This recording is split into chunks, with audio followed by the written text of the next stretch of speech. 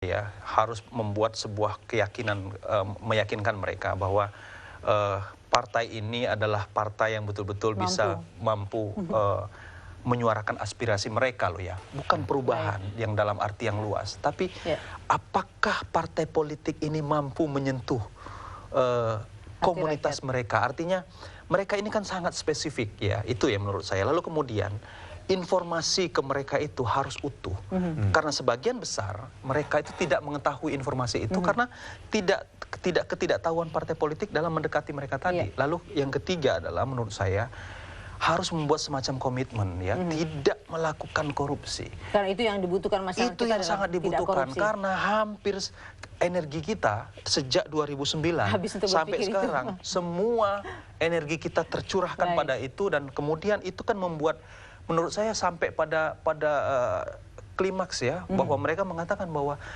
partai politik, elit politik, mau yang muda, mau yang tua sama saja. Artinya itu, ini yang menurut saya ketika kita ingin membawa sebuah, katakan misalnya kita ingin mengatakan sebuah tagline baru, ini adalah caleg muda, tapi mereka kemudian mental kan mengatakan, toh 2009 ada juga yang seperti itu. Nah ini yang menurut saya menjadi tantangannya semakin kompleks, tantangan semakin rumit ketika saat ini si yang belum menentukan pilihan itu jumlahnya justru lebih besar dari beberapa teman-teman survei juga yang dilakukan oleh Polkom. Saya kira 23, ini yang data kita ya, 23,3 walaupun 0,2 artinya diprediksi misalnya PDIP itu memperoleh 23,1 ya. Saya kira swing voters itu yang menang, yang juaranya. Baik Mas Heri, kita akan melihat suasana di Paris seperti apa antusiasme WNI yang ada di luar negeri pada pencoblosan pemilu. Ada Miranti yang akan mengabarkannya langsung. Miranti.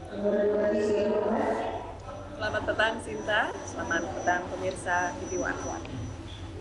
Ya Miranti, sampai saat ini bagaimana pencoblosan yang dilakukan di sana, berjalan dengan lancar atau seperti apa, bisa digambarkan antusiasme dari warga negara kita yang mengikuti pada pemilihan saat ini, Miranti? TPS Paris, Prancis pagi ini dibuka pada jam 9 dan rencananya nanti akan ditutup pada jam 10. Hari ini diharapkan sekitar 800 orang akan datang untuk mengikuti proses pemilihan legislatif, dan hingga kini memang kalau diperhatikan dari tadi pagi ketika saya datang jam 9 ketika dibuka memang masih sangat sepi, karena memang ini bersamaan dengan hari Minggu, dan di Prancis itu memang kebiasaannya orang pada hari Minggu mereka ingin berada di rumah lebih lama pada pagi hari, dan kemudian mereka akan keluar pada saat makan siang begitu. Dan proses masih berjalan, dan saat ini jam 1:30 di Paris, dan mereka yang datang itu sudah sekitar 230 orang. Silakan Cinta. Iya, di sana Miranti, apakah seperti TPS di sini nggak sih dibikin sesuatu yang bisa menarik warga negara Indonesia untuk datang ke tempat TPS? Ya, mereka yang datang ke TPS ini adalah warga negara Indonesia yang tinggal di kota Paris dan sekitarnya.